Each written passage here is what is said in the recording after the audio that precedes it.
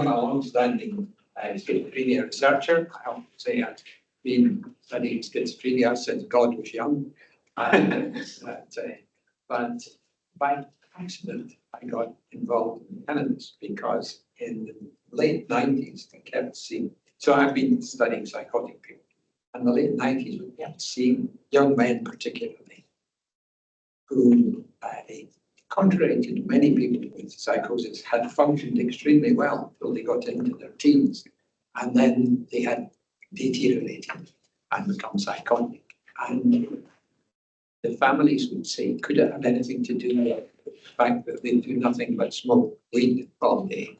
And we said, they'll probably do that because it's helpful to them. But we saw so many families fail this that we started to investigate it. And now we know that cannabis is a cause psychosis. But given that this is about science, I thought I would just talk a little bit about how do we decide, for example, to legalize cannabis for recreational use. Will we decide on the scientific evidence, or will we decide on money? To say that the cannabis industry in the United States is now worth $38 billion and aiming for $65 billion in 2025. That money is coming our way to influence us. So anyway, just a little bit. I'm very happy if people want to interrupt as we go along. So the ingredients of cannabis, I'm sure many of you know this. So the main ones are THC, or tetrahydrocannabinol, which produces the euphoria, the high, what everybody enjoys, or most people enjoy. If you take high doses, you get impairment of attention, memory, and learning. I'm sure you've had the experience of trying to talk to somebody who's stoned. They think they're understanding new aspects of the universe, but they can't remember your question at the beginning of your question when you've got to the end of it. And if you give enough, you can produce hallucinations and delusions. It's actually easier to produce hallucinations with THC than it is with other methods. So it's and of course you would think, why would people pay good money to take a drug which would cause them to have hallucinations and delusions and be paranoid? But of course they are massive that lets you get when we're doing experimental studies, it's quite close. The other main constituent, I mean, there's hundreds of constituents of cannabis. The other main constituent is CBD, which is not hallucinogenic, has weak anxiety, relieving properties, and there's some evidence that at very high doses it may antagonize the effects of THC. Now, in the old days, a joint might contain 3 or 4% THC and 3 or 4% CBD, but things have changed, and by crossbreeding and all sorts of things, particularly in Holland, you know, the Dutch very good at growing tulips and other flowers, and equally very good at producing more potent forms of cannabis. So THC goes up, but the plant has only got so much energy. You can't do both. And so you breed a strain which produces lots of THC. It doesn't produce much CBD. So the trend has been to have more THC and CBD to largely disappear. So there is medicinal cannabis, and this is a review carried out by the National Scientific Association in the US. And there are indications where there is hard RCT evidence for cannabis being used, or cannabis components being useful. So for chronic pain, it's the pain experts say it's about the same as a couple of tablets of paracetamol. So it's not wonderfully effective as an analgesic, but as well as you're getting the effects of the equivalent effects of paracetamol, Panadol, you also get a little bit of high. So if you've got chronic pain, I don't think it does any harm to feel a little, have your mood a little bit elevated. Intractable nausea. So people who are getting chemotherapy, it can be useful to take a particularly THC or some variant of it. For example, across the road in Kings, the oncology department sometimes recommend cannabis for nausea. There, unfortunately, in Colorado, a study recently, they sent 100 ladies made up, well, not 100, they went to 100 shops, cannabis dispensaries, with a lady made up to be pregnant, and she said she was having very bad nausea, and she asked would it be useful to take cannabis, and 75% said yes.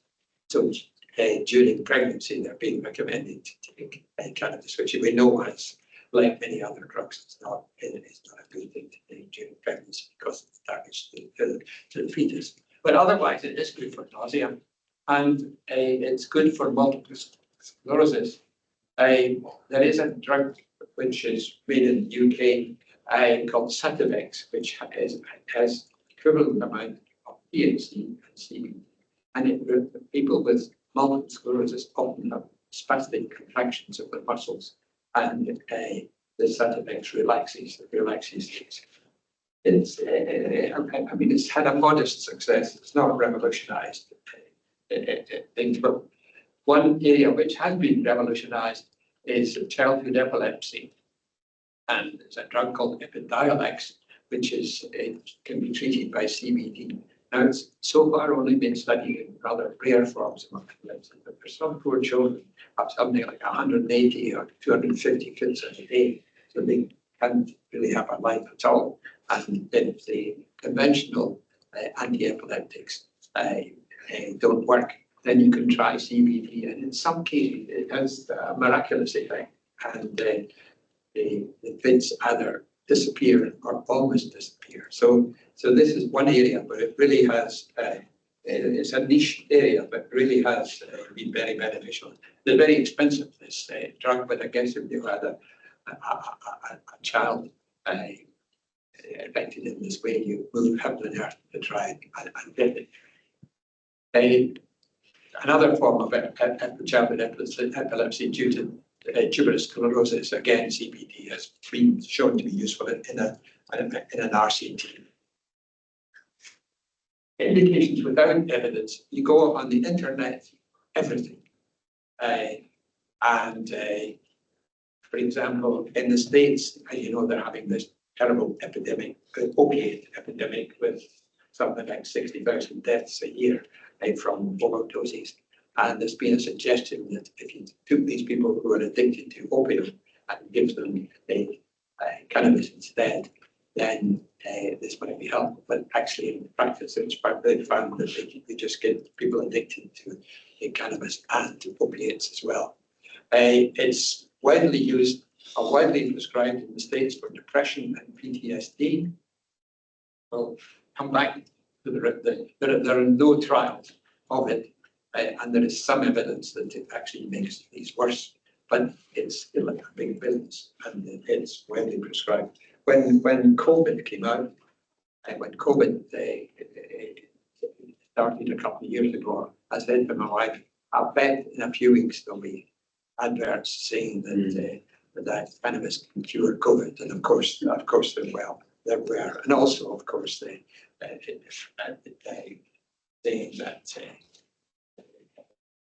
cannabis can cure cancer. Now, you might think the normal process of a drug being licensed is that drug companies try and prove it's effective, and so they'll take 100 people and get 50 of them, or take 1,000 people and get 500 of them their active drug and 500 a placebo, and see if there's a difference. Cannabis companies don't want to do that, because they're doing very well already, and people already believe what they're told in adverts and so on. So doing a trial could only be bad for the cannabis companies, because they might disprove the fact that their product is useful when everybody believes it's useful anyway, or else enough people believe it's useful anyway. So in 2018, medicinal cannabis was legalized for medicinal use. This was a committee that I was on, and we suggested that it could be used for medicinal reasons. If a consultant doctor, not a consultant necessarily with any expertise in cannabis, but just a consultant rather than a GP, prescribed it. NHS consultants have been very reluctant to prescribe a so-called medicinal cannabis. So in the years subsequently, only something like 1,200 people have had medicinal cannabis. I think because British doctors are taught to prescribe for things for which there is evidence. And so they don't prescribe. And this has caused a great deal of disappointment in the cannabis world. People who thought in many countries, medicinal cannabis really is a pseudonym or not sort of a gateway to cannabis for recreational purposes in parts of Canada, for example, before it was legalized fully in 2018. You could go to a doctor and say, I'd like to have cannabis, and we'd say, do you feel better after cannabis? And you would say yes, and he would say this is a good reason. You better have medicinal cannabis. So medicinal cannabis became really just like recreational cannabis in many countries, but it hasn't happened in the UK. Now, of course, people with an eye for a big buck have noticed this, that it's difficult to get cannabis in the UK and the NHS. So cannabis clinics have been springing up all over the shop. There's a number of them in London, and they're quite interesting because if you have a heart problem or a kidney problem or chest pain or headaches, you go into a clinic and it doesn't say a codeine clinic or it doesn't say a hypotensive clinic. It says cardiac clinic or it says renal clinic. So you go and you see a physician, and the physician says, well, this would be best for you. The cannabis clinics are different. You go to a clinic, which the express purpose of the clinic and your express purpose is to get cannabis. So it is curious. So these clinics prescribe cannabis for almost anything, including conditions I think cannabis makes worse. So you can't go down a high street without seeing CBD advertised. So it's important to distinguish between the two. In a sense, THC has very strong positive effects, but also significant negative effects. CBD has weak positive effects, but hardly any negative effects. So it's very fashionable, and I'm sure people in this room have tried CBD for this or that. And the curious thing about it is, if you go to Holland or Barrett or something like that, you get almost just water, because the plant is manipulating to produce CBD, but it produces a little THC in it. It's very expensive to get the THC out. So when they're actually you cannot sell THC, you can sell CBD. So the way that the producers get around this is they get very, very dilute the CBD. So most of the effects of CBD as bought on the high street are placebo effects. You can actually get CBD prescribed in the cannabis clinic where it will be pharmacologically significant. But the stuff that you get in Holland and Barrett are now in regular chemists is mostly water in the UK. This is the cannabis potency in the UK. So here is hash or resin, and this only, I'll explain why this only goes to up to 2028 in a minute. Sometimes called soap bar.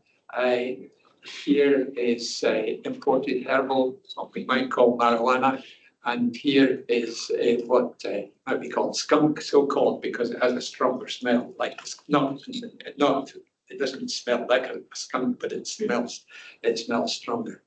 And you can see that skunk in particular became a lot more potent, and herbal became a little more potent.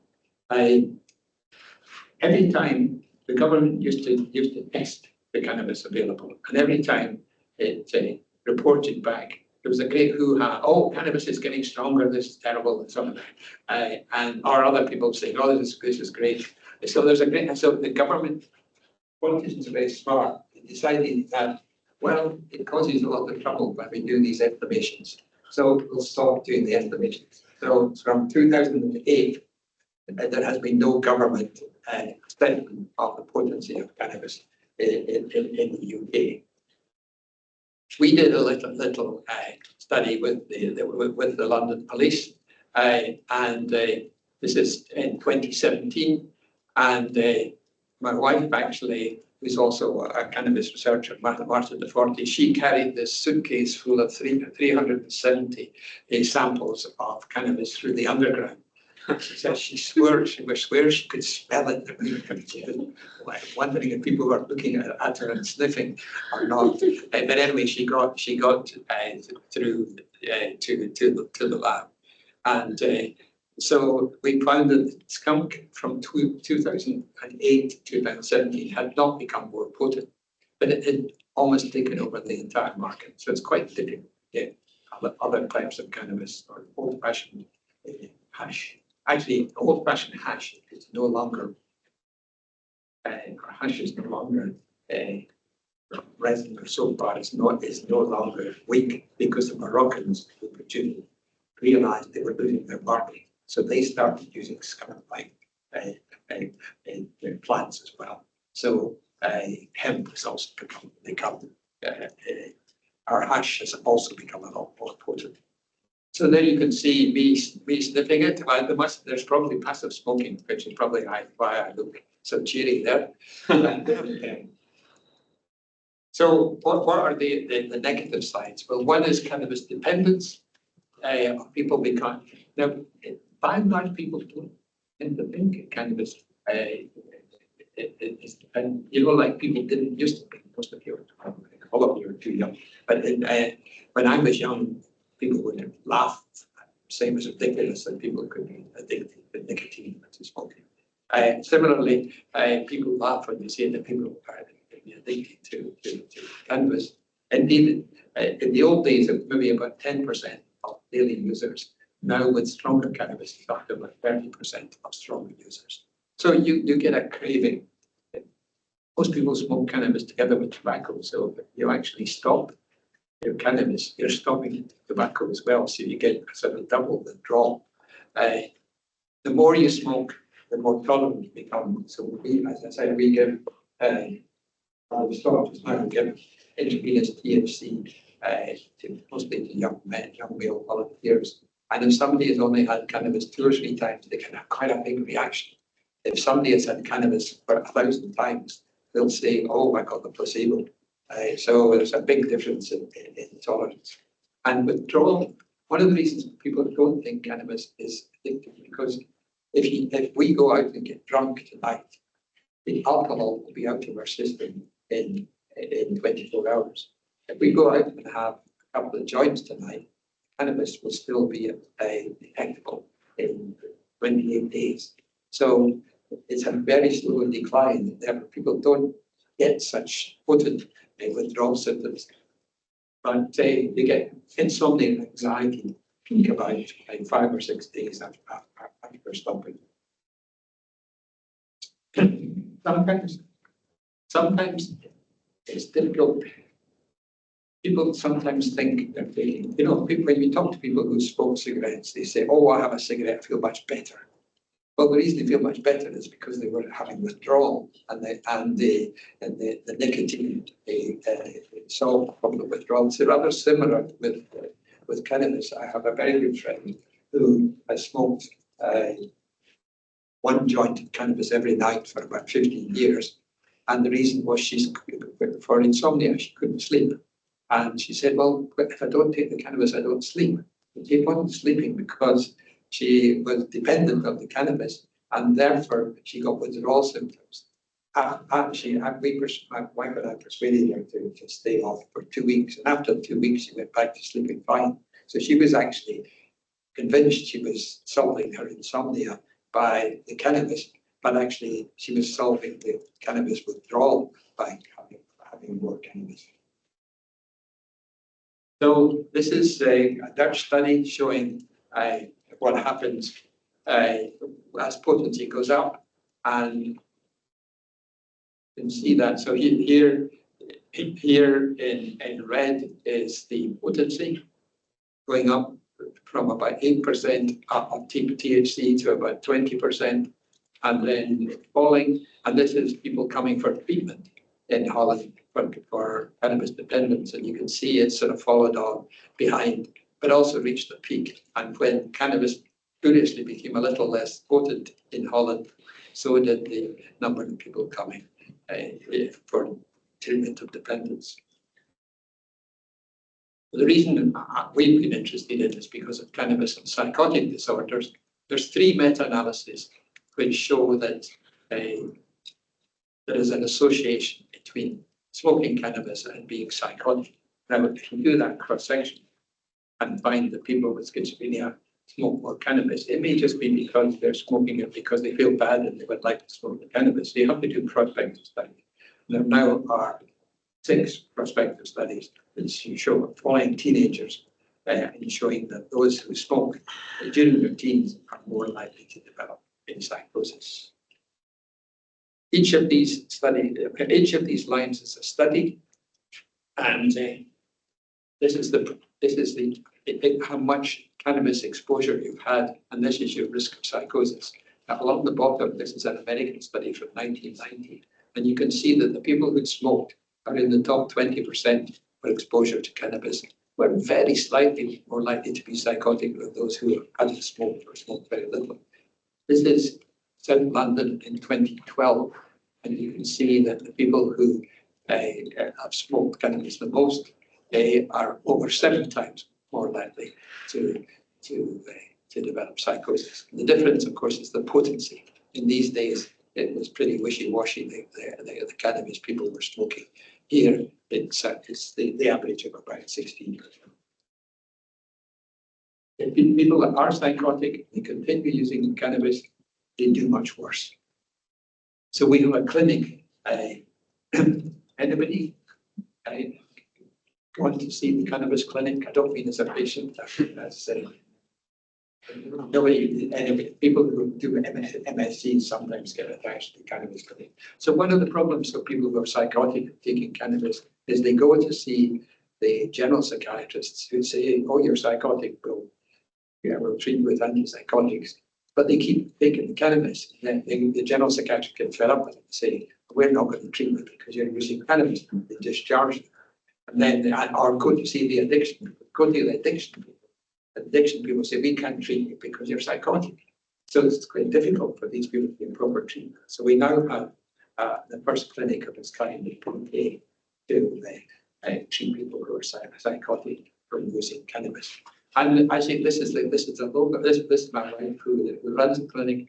This is the logo, and you can see here's this poor soul. He comes to the clinic. He's very miserable. His head is full of cannabis. He can't think properly. He comes to the clinic. He's treated, and after treatment, you can see he's quite cheery. He's gone back to playing the guitar. He's reading lots of books. He's taken up exercise, and he's got a girlfriend. So it's marvelous. So we don't promise that much, but the outcome for these people is pretty good. Outcome for psychosis in general is quite guarding. There's many people who develop psychosis have had lots of problems since they were children, but these people, mostly men, but I guess more women now, they have been very able and very sociable. The problem they have is so many friends that introduced them to dealers when they were 13 or 14. And so they have a lot more resources if you can persuade them to stop taking it. So, shouldn't let me miss this. So we know that cannabis causes one cause, just like cigarette smoking is one cause of heart attacks. or hypertension is one cause of heart attack. So these conditions are often have a number of risk factors. One of them is cannabis. But is it important to have an influence on how common psychosis is? So this is Europe, and this is how common psychosis is. A study by Anna Youngsma, who's a PhD student, and you can see that we are in the lead for the highest rates of psychosis across 16 sites in Europe. So if you're thinking of going your holidays and you think, would I go somewhere, and some of you who work in mental health will say, could I go somewhere where I wouldn't meet lots of psychotic people hallucinating? Where would I go? Well, go to Southern Europe, because you can see Madrid, Barcelona, and Italy, much lower rates of psychosis. Now we've done our best to get every case of psychosis in defined areas. So maybe we missed some, but for example, I know the services very well in Palermo, which is where my wife. Palermo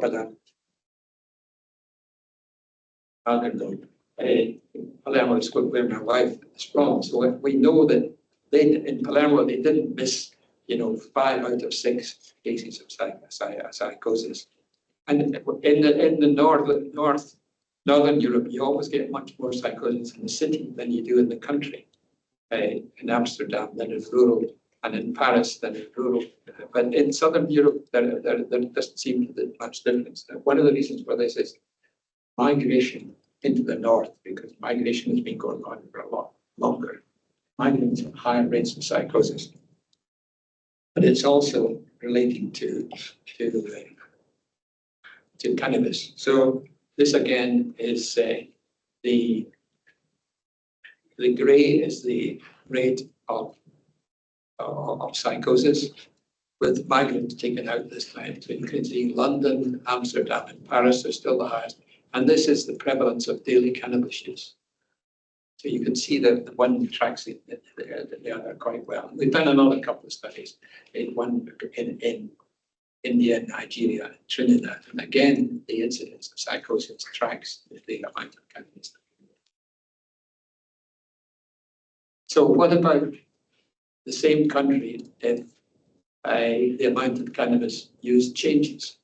This is the Canadians are world champions in using cannabis. They smoke more cannabis than anybody else in the world.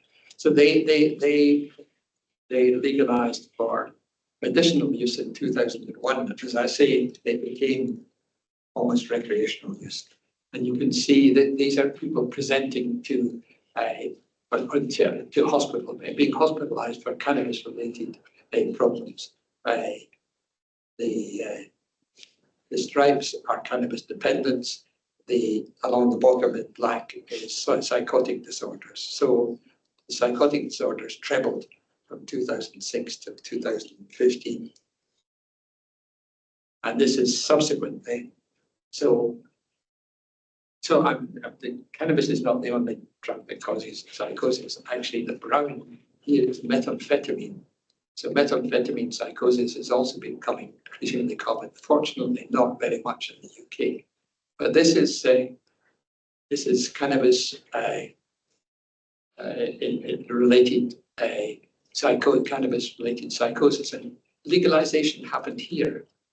Actually, the cannabis psychosis fell because there was a lot of chaos in the market, and they couldn't find their dealer any longer, and the dispensaries hadn't shot up, hadn't got properly organized. But after legalization, the increase continued.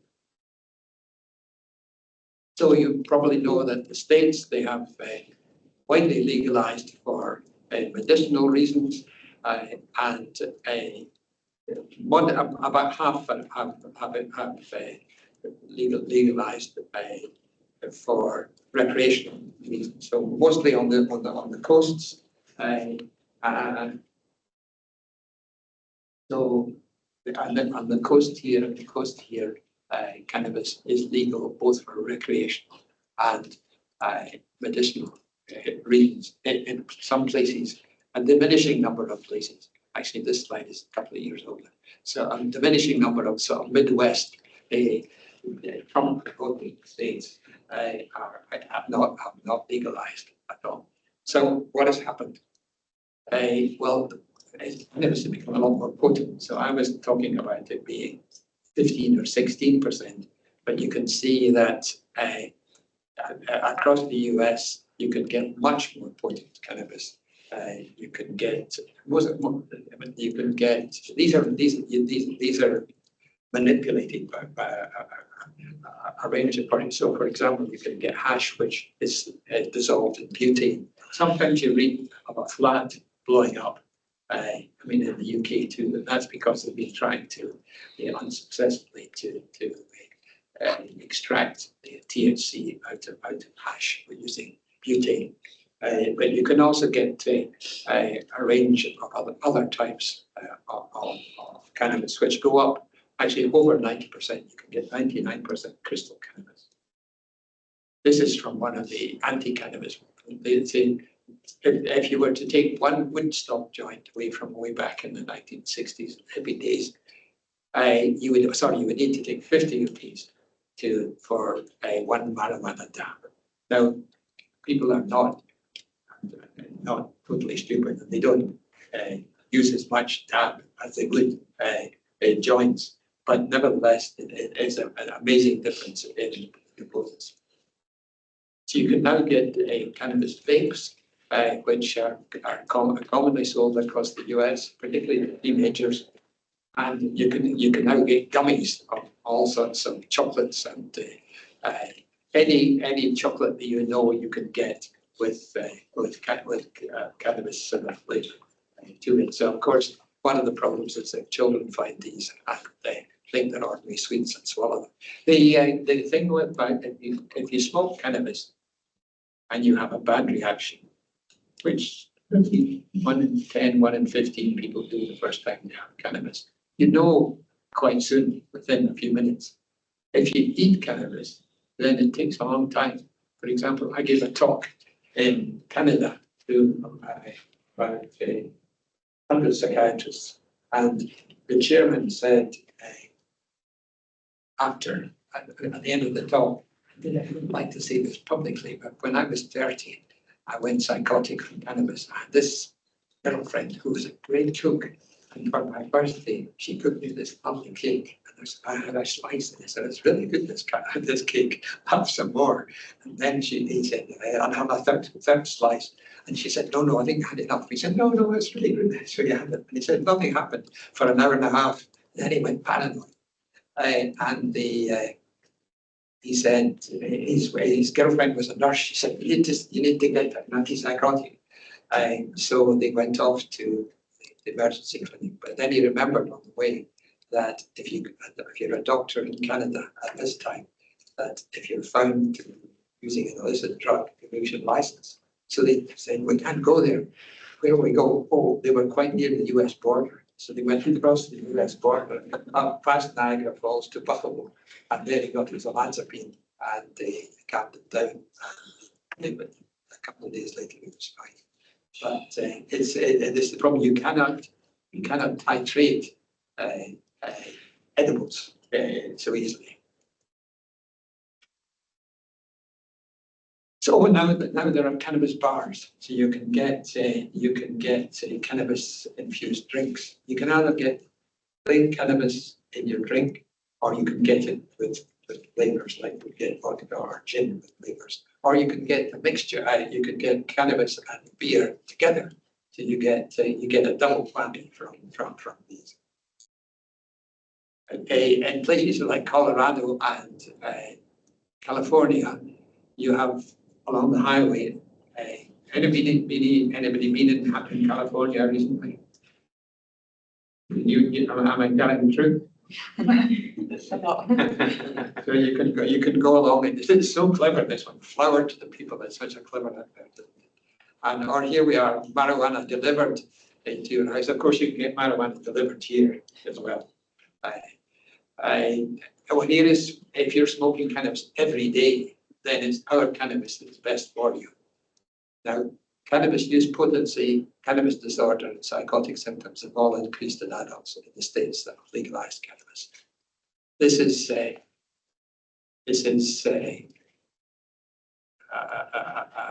slide which is a little bit misleading. So actually here is daily use. So it's gone up from 6%. This is teenagers. No, sorry, this is up to 30. 19 to 30. 6% 2012, 11% in 2022, and monthly for 17% 29. So the more you, it doesn't take a genius, the more you make something available, then the more people use it. It's like fast food, isn't it? And this is what happened. So here is an assessment of the states that had the most liberal attitude to cannabis along the bottom, and the cannabis psychosis along the top. And you can see that there's a relationship in the places which had a restrictive approach and less cannabis psychosis. One of the amazing things in Colorado is that there are now more marijuana dispensaries than either Starbucks or McDonald's. So the red is cannabis dispensaries. The purple is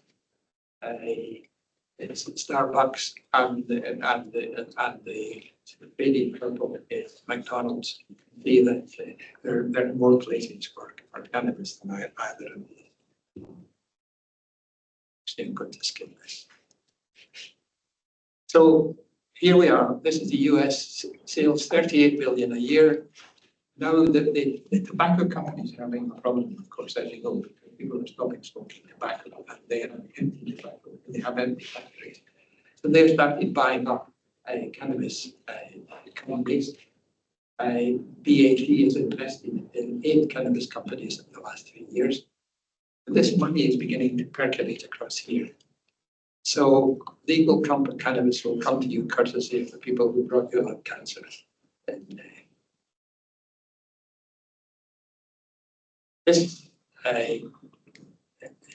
is a gentleman who was a Conservative MP. He was given over £400,000 by cannabis companies to set up a campaign. So he didn't get the money himself. He put it into an organisation. It's a very bad choice. As those of you who follow the news may recall, that Christopher Blunt was arrested for rape and was thrown out of the Conservative Party and lost his seat in the election just gone by. So I don't know whether they felt that this was a very wise move. But you might think that there are organisations which will give you an objective view. For example, the All-Party Parliamentary group on drug reform. You might think that would be independent, but actually its secretariat are funded by the cannabis company. Or drug science, which was set up by David Lamb in 2012, have an independent view on a scientific view of what was how dangerous different drugs are. Over the years, this has gradually become more and more funding. So each year now we get hundreds of thousands of pounds from a cannabis company. So you need to remember the old saying, whoever pays the piper calls the tune. That I don't think these companies are, you can't necessarily, you have to investigate groups to see whether they are independent or not. So what should we do? I think it's not very controversial to say that we need to have education. So people don't know that cannabis is a drug. You go with the 14-year-olds in Brixton or Peckham. Cannabis isn't a drug. It's illegal. It's natural. It's organic. It must be good for you. So people don't know that the risks. And people know the risks of alcohol. They pay no attention to this alcohol, but they know the risks. But people, there's no education of significance about cannabis. And as I say, we need to have specialized treatment for those with cannabis-induced psychosis. And I don't know if any of you have talked to policemen recently about policemen talk to you about the fact you're smoking a joint, it's very difficult to be arrested for smoking a joint nowadays. And they say if you blow the smoke in a policeman's face, you run the risk of being arrested. But otherwise, they have decriminalized cannabis. In 2020, 12,700 people were arrested in London for smoking cannabis, for possession of cannabis. In 2022, it was 700 something, and it's continued.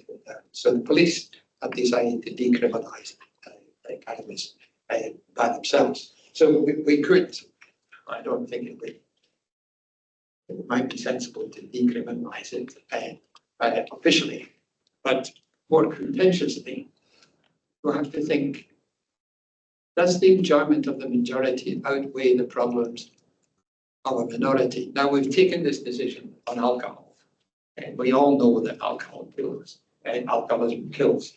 And the big pillars in our society are cigarettes and alcohol. But we decided that the enjoyment of most people is worth the suffering of a few people. And on the other hand, we've not decided that in relation to heroin, where you can get prescribed heroin by a doctor, but you can't legally buy it. So it's quite a difficult issue that how do you balance that? Or if you're so, I'm biased as I'm seeing people who have adverse effects, but should you be so worried about the adverse effects that you stop ordinary people enjoying cannabis, because 90% of people who use cannabis sensibly won't come to any trouble.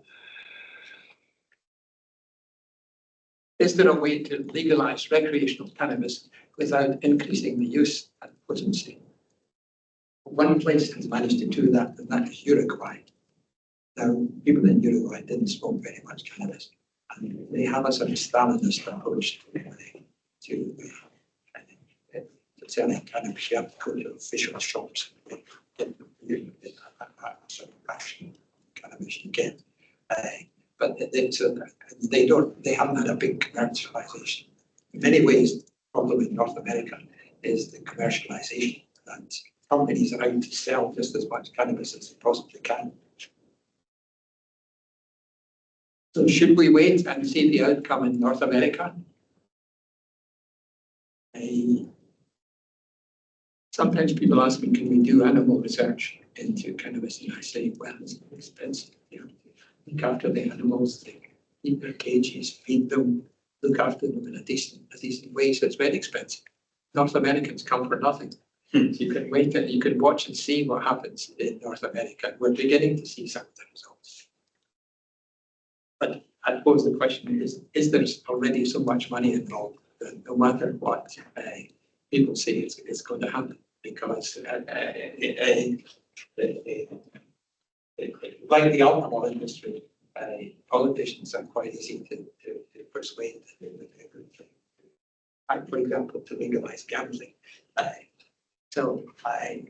Anyway, so the question is, what should we do, or how should we judge? Should we just ask the population, or the population sort of changes its mind sometimes? In the States at present, they're going through different states are addressing this question. At first, the most of the referenda they had said yes, legalize. More recently, most of the states have not agreed to legalize. So it's so anyway. I'll stop at that point. And any comments on I mean, I'm a little uncertain that we should go ahead much. Anyway, so I'll be interested in your views. Thank you very much. Thank you very much, Sir Robin. Does anybody have any questions on the floor? I'll see your dealer. Yeah.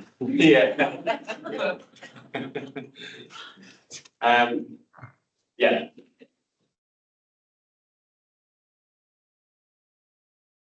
Thank you. That's very interesting. Perhaps slightly controversial question. What do you think about Professor David Nutt and his research? Well, David Nutt doesn't do research in cannabis. Or David not founded, drug science to be independent. As I say, it's no longer independent. So in many ways, he is a spokesman for the cannabis industry. I'm curious, we had a debate, I don't know if anybody went, we had a debate here on should you legalize cannabis, in the course of which I quoted the fact that £400,000 been given to Crispin Blunt to campaign for cannabis legalization. And afterwards, James McLean, talking to David Hutt, who said, oh, I think Robin had better watch out that he doesn't get sued by Crispin Blunt. And so I this. 8 weeks later, I got a letter from Crispin Blunt's lawyers saying that they were considering legal action. And apparently this had come via David Nutt, who is quite friendly with Crispin Blunt. So anyway, Crispin Blunt wasn't objecting to me saying that he had been arrested for rape or that he had been thrown out of the Tory party, but he was objecting to the fact that it said that he personally had got £400,000. So he hadn't got £400,000. So come back to your question. I think David Nutt is a very clever pharmacologist. I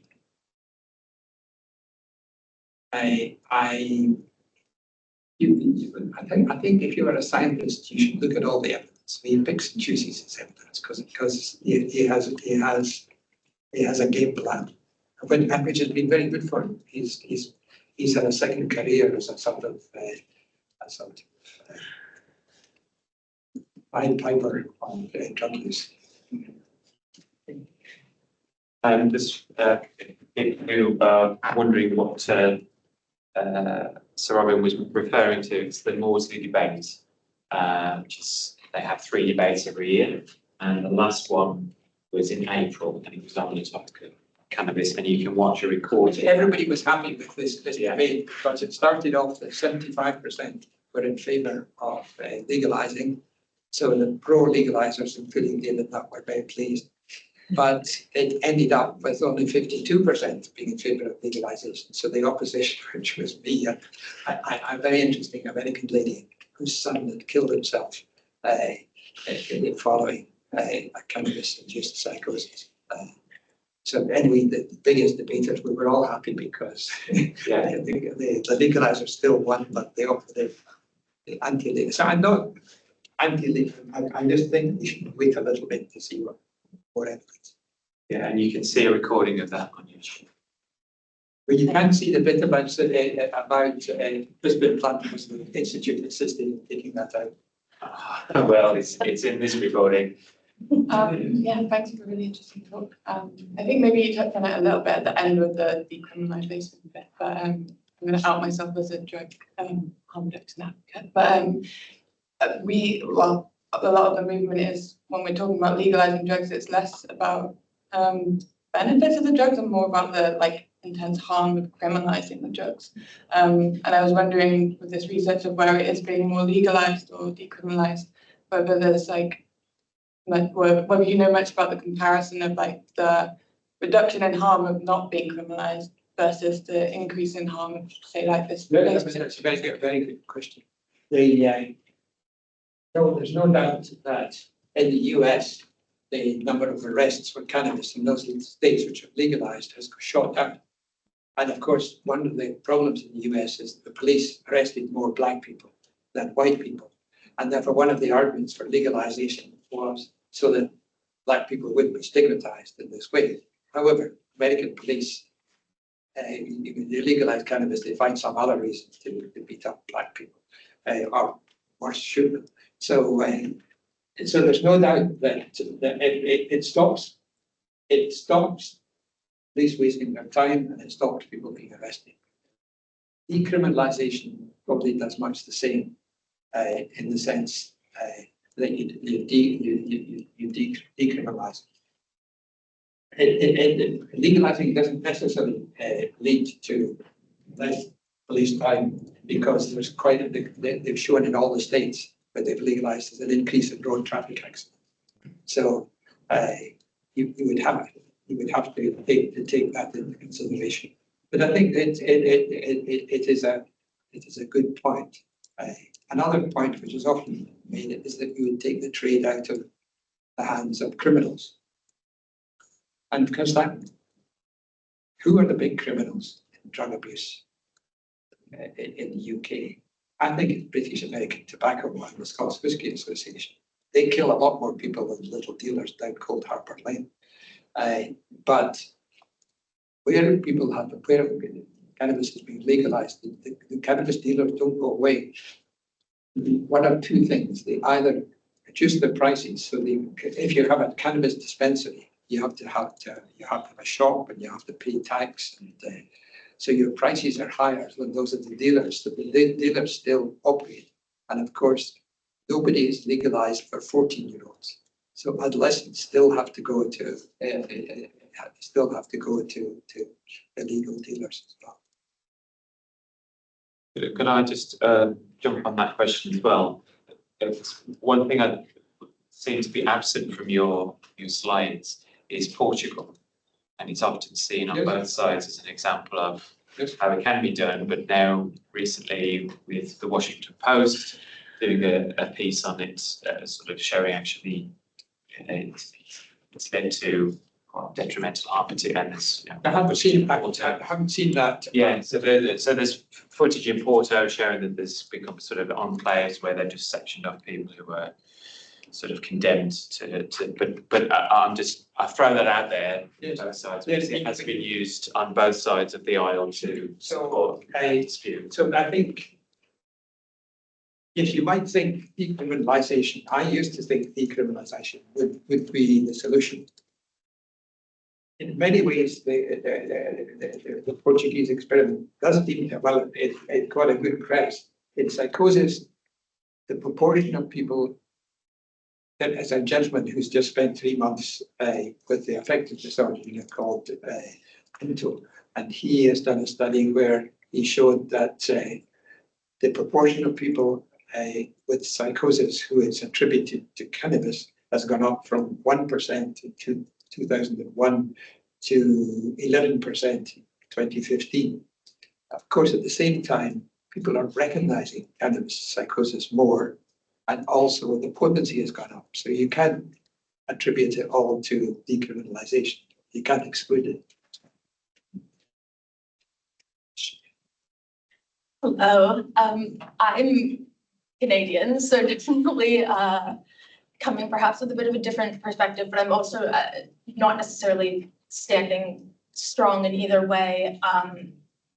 But one thing that I wondered when looking at the graph of cannabis use in Canada and when it was legalized was, I know there was the increase prior to recreational use being legalized, but also it was for recreational use. It was legalized shortly before COVID.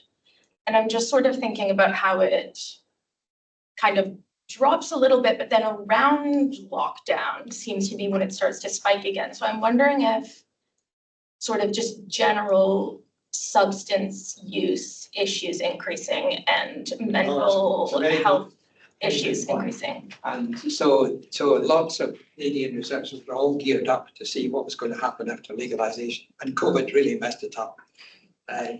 They couldn't do the studies often, or else there was that issue. We did a study here, but you know when professors say we did a study, it means somebody else did a study. This was done by Eduardo Spinazzola, and in our area, which is an area looked after by the South London and Mosley Trust, during COVID, admissions for psychosis went up by 25%. But we don't know why. We don't know whether it was that people became isolated and more anxious and more paranoid, or whether they were stuck at home with nothing else to do and they got a dealer to send around. That was really when it sort of delivery of your own cannabis got going in London during COVID. So it is a good point. So that's why I think it's too early really to say the effects of the legalization. At least for, I guess we know for medicinal, where it became very loose for full-blown recreational, it's not totally clear. Very difficult to do epidemiology in the US because they don't have a health system. This way, you can ask the Department of Health how many people were admitted with psychosis in the UK. You can't do that in the States because they all have individual private companies running all hospitals. We have a question from Phil Ashton. Oh, nice to hear. Yeah. It's taking time off his birthday. So considering the balance of risks, does the use of other drugs / alcohol go up or down or no effect?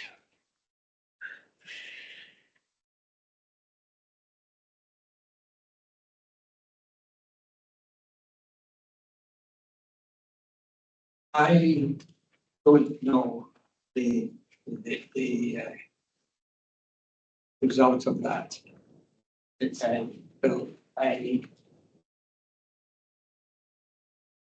I think in Colorado, alcohol stayed about the same. I don't know about other drugs. In the US, of course, opiates have been going up the same time as cannabis is. So opiates are still going up.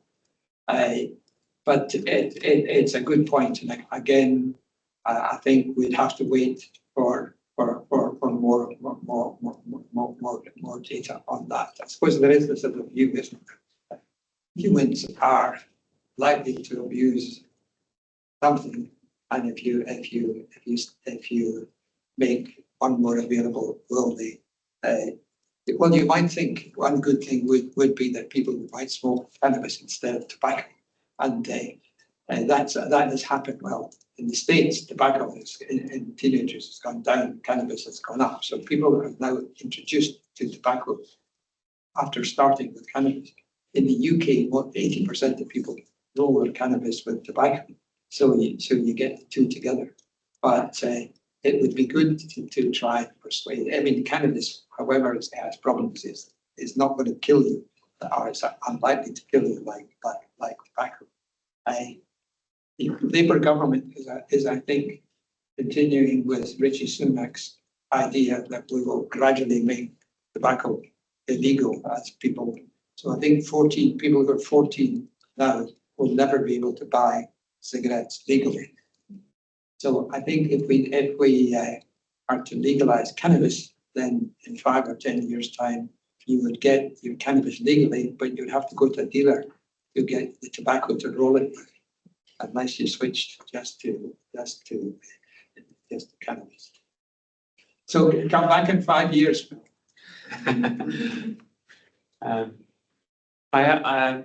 We're at time, but I guess there's no more question. I have one question, which is the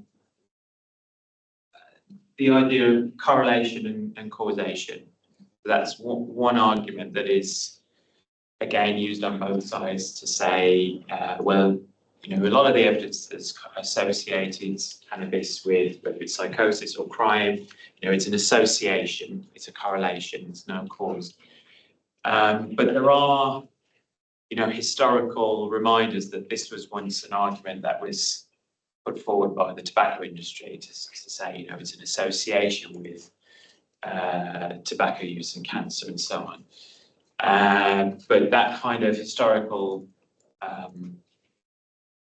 that history lesson doesn't seem to be learned enough for people to be cautious about the sort of legalization or decriminalization of cannabis. So my question to you is, what are your thoughts on that? Is it just that we just need to wait for more evidence and then eventually a more causal relationship with that? So we can't. The cannabis industry has learned from the tobacco industry, so we can't. It took them 50 years to accept that cigarette smoking could cause lung cancer. So the cannabis industry will not accept that there is a causal relationship. Lots of other things. Could it have been because people were taking amphetamine or other drugs at the same time? And that's been excluded. Could it have been because people were already having symptoms in the sort of prodrome of schizophrenia? And that's been excluded. Major issue was, could it be that people had a genetic predisposition to schizophrenia? And as part of the cause of that sort of epiphenomenon of that, they would smoke more cannabis. And Isabel Austin Zimmerman in our institute, in this building, has looked at that. And people with a polygenic risk score, you can now measure genetic loading for schizophrenia, with a high polygenetic loading for cannabis, if they smoke cannabis, they are more likely to go psychotic. But you can also have people who don't have a high polygenic risk score who will go psychotic in cannabis. They just have to smoke more. So it's a question. If you have a predisposition, you can be tipped into psychosis more readily. If you don't have a predisposition, you have to try harder to go psychotic. But you cannot prove any cause of schizophrenia other than genes, because we don't have an animal model. How did they prove that tobacco caused cancer? They took poor little mice and they took tobacco tar and they painted it on their backs and they developed tumors. What would you do to poor little mice to say they had a model and that they had schizophrenia? Very difficult, but there is one promising model where the lady, Catherine Mack, has taught mice to hear tones in a conditioned way and then stopped the tones, and I got the mice to respond as to whether they thought that they heard a tone or not. So the mice hallucinate the tone. This has now been taken as a model of hallucination. So we are hoping to be able to give THC to such mice to see whether the THC to adolescent mice makes them more likely to hallucinate tones in their adult and become adult mice. But I think that's a problem for any cause. Does child abuse cause depression or anxiety? It's the same sort of question. But we don't have an animal model of anxiety or depression. So it's very difficult to prove environmental causes because they might be partly. You got your hand up. But in reality, no, but I'm happy actually to what some people. So this is Diego Cotroni, who's done a lot of this research as well as being consultant. All the transfer that is taken out of the van. It's destroying. Very interesting questions that we always try to address. But I have to say, in addition to what Ron was pointed out, there is some clinical evidence we sometimes forgot it. And the clinical evidence, just by observing our work on a daily basis, is when psychotic patients come back to hospital. And if we look at this data now, they are still not published, but we are preparing it. Psychotic patients come back to hospital when they use cannabis.